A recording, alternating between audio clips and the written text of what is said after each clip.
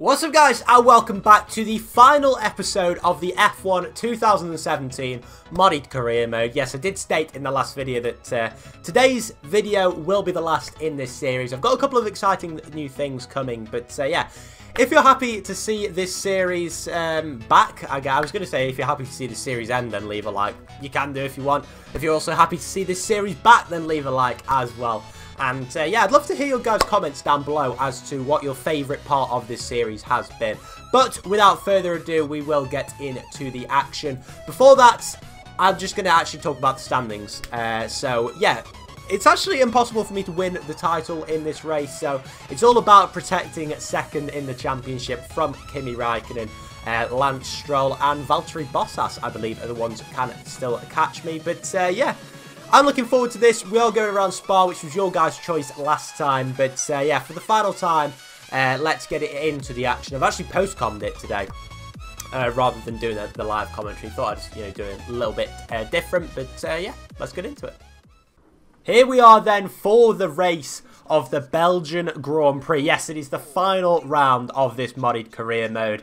And so far, I'd like to say we've been reasonably successful. We've definitely been outperforming the car. But today, once again, I believe for the third time, at least in this series, it is raining. Fortunately, it's only light today.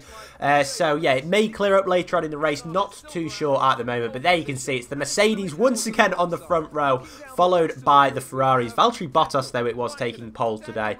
Just behind the Ferraris are the Red Bulls. And then it's followed by the two Williams cars. And then the two Force Indias. Fortunately, I am leading those two, which is nice. Then you've got Sainz, Hulkenberg, Palmer and Kvyat, Grosjean and Magnussen, before the grid is rounded out by Alonso, Van Dorn, Ericsson and Wehrlein. So yeah, pretty much 2 by 2 all the way down the grid. There you can see it looks as if the rain may clear up as the race goes on, but of course we are starting on these intermediate tyres as we go to the 5 red lights now for the final round of the modded career mode, and the 5 lights run for an eternity. But we are now away from P9, and whoa my word, we got a real tank slapper on there on the entry to turn 1. Our teammate has actually gone down the inside of us, Sergio Perez. There's also a McLaren going down the inside of a few cars there. So we've actually ended up losing a position through the first corner, down into P10. Not ideal whatsoever, because, yeah, I'm pretty sure that's actually our worst starting position all season. But as we come up the famous ROUGE corner, we take that pretty nicely, and we're just sort of hanging it in the slipstream of Perez. But we are vulnerable also to Carlos Sainz behind us, and Perez now looks as if he's going to go on for a move on one of the Williams cars for P8, so he goes down the inside. Is he going to be a little bit tentative on the move? Yes, he is, but I think he has got it done. The Williams car, though, does have the inside line now, and we have actually bashed wheels with the Williams car. I'm not sure whether it is actually Stroll or Massa. I think it's Felipe Massa. Yes, it is Felipe Massa. So we're going to try and dive down the inside and follow our teammate through, and we do just that. A little lock-up.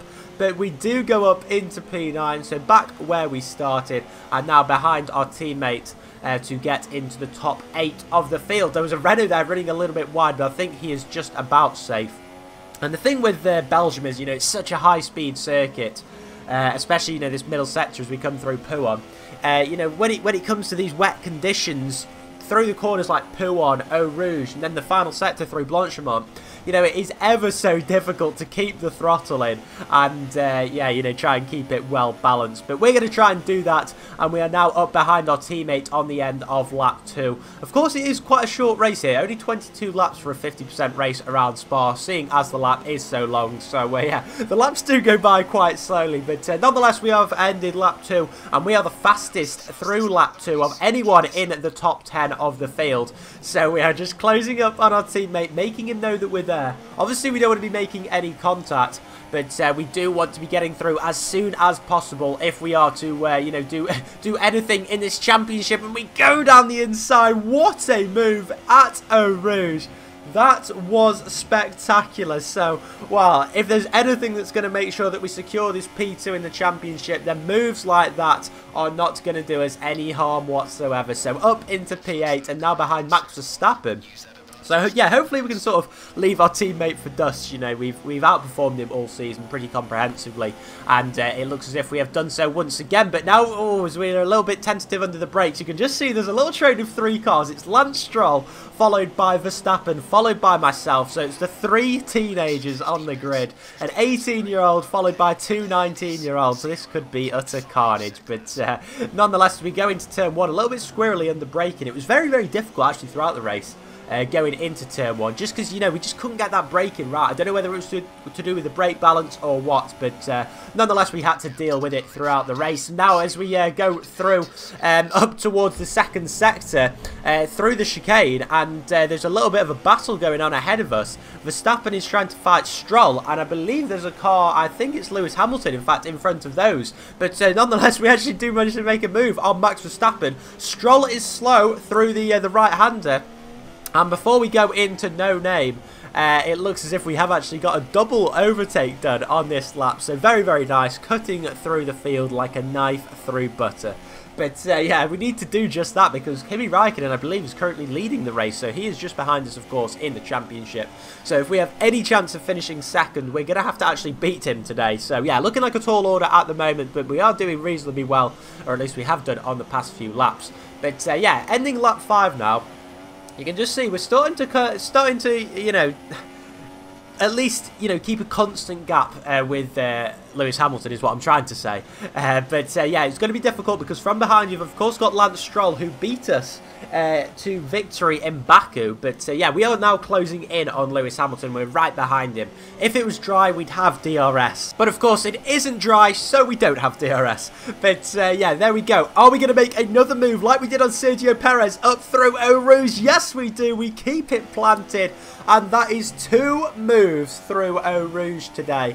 Well, we have seriously got some big balls to be doing that in the final race of the season. But of course, as I've said, we've got to be taking those risks if we do want to, you know, have any sort of impact in this race. And you could just see me there, you know, asking Jeff, you know, what the weather was doing.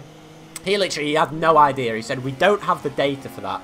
So I was like, well, that's really useful. You know, it looks as if the rain's easing off a bit. You know, we're coming towards the pit window. That is just when I want some sort of information. And you can see there, Hamilton was actually trying to do the same move that we did to him a couple of laps earlier, but he could not make it stick.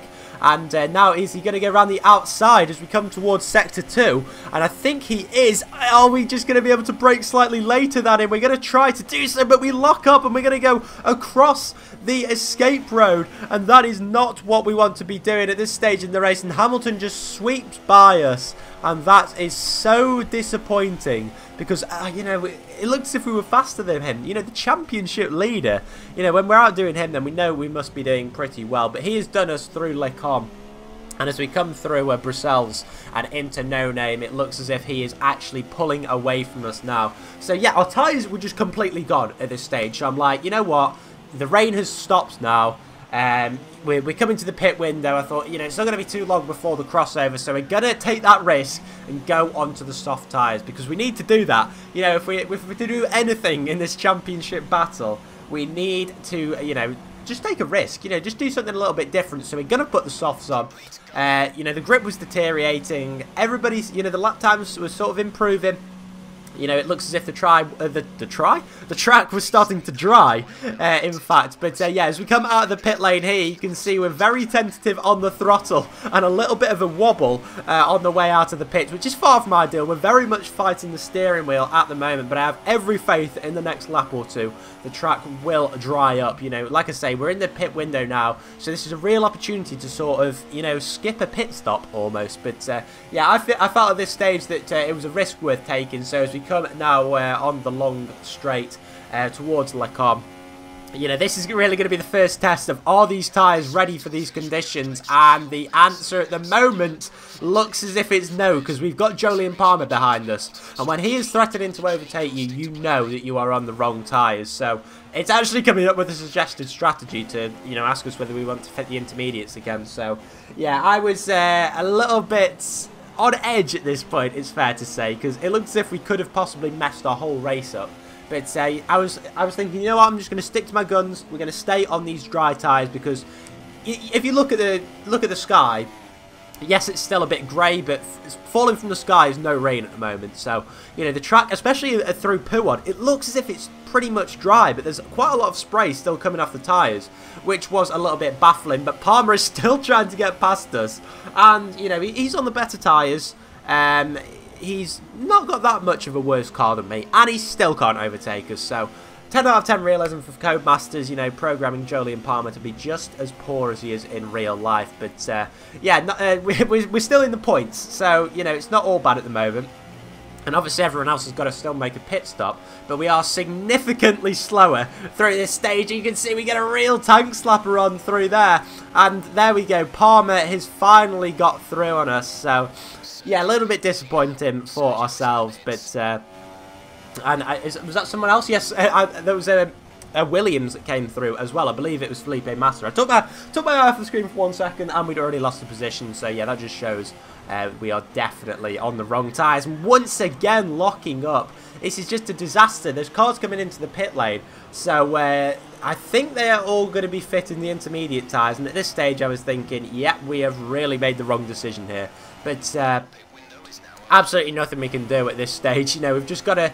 Just got to keep persevering, you know, keep plugging away, and hopefully if we just stay out for long enough, then these tyres will come to us. But you can see we really got a tank slapper on there, and there's even a McLaren Honda coming up behind us. So this has just turned embarrassing now, to be honest. This really isn't going well, is it? But yeah, as we come up Eau Rouge once again, the grip just doesn't seem to be improving. We're having to go across the escape road, and there is also a Toro Rosso behind us of Daniel Kvyat, but he's no longer behind us. He is in front of us, and we are down into P13. And I believe even now a lot of these cars have actually made their pit stops and they're in front of us, so it really wasn't looking good at the moment. The only thing that can save us is a safety car at this stage, but yeah, still struggling as we come towards the, you know, through the second sector. And as we go up now onto lap 13, once again, Jolyon Palmer is behind us. He's made his pit stop, and he's overtaken us again, and we're on the grass. Grosjean's past us. This is just turned into a calamity, to be honest now. Yeah, what a great way to end this series. What a great way to end it. Just about sums up the last couple of races, to be honest. You know, it started so promisingly, but yeah, it doesn't look as if we're going to be scoring any points here today. We've got Marcus Ericsson behind us. We're breaking through now into the bus stop chicane. And as we come off the exit, we've just got to try and keep it straight if we're going to defend from these two cars. We just don't want to be stone dead last. That is all I want. And we've been hit from behind by Marcus Ericsson. We're into the wall. We've collected Kevin Magnussen and also a McLaren, I believe, of Stoffel Van Dorn. And oh my word, what has happened there? And the thing is, Ericsson was the one that instigated that crash, and he has not been affected, and there we go. We spin into the wall. We've got no grip. We go up in the air, and oh my. Van Dorn has got past us, and this has just turned calamitous. We're going into the wall at every opportunity, and yeah, this is just quite embarrassing now. We've got absolutely no front wing whatsoever, so we've had to nurse it back to the pits. Even at this stage, it seems as if there's no point. But I thought, you know what, if it's Spa, it's raining, there's every chance a safety car could possibly come out, so we're going to come into the pits. We're going to go back onto the intermediate tyres, because literally the conditions have stayed identical ever since I went onto these soft tyres. So, yeah, going to fit a set of the intermediates for the last 7 laps of the race. We're going to stick a new front wing on. It's almost like a fresh start, you know. We can at least, you know, try and get some pride back, at least. We are stone dead last at the moment, which isn't a surprise whatsoever.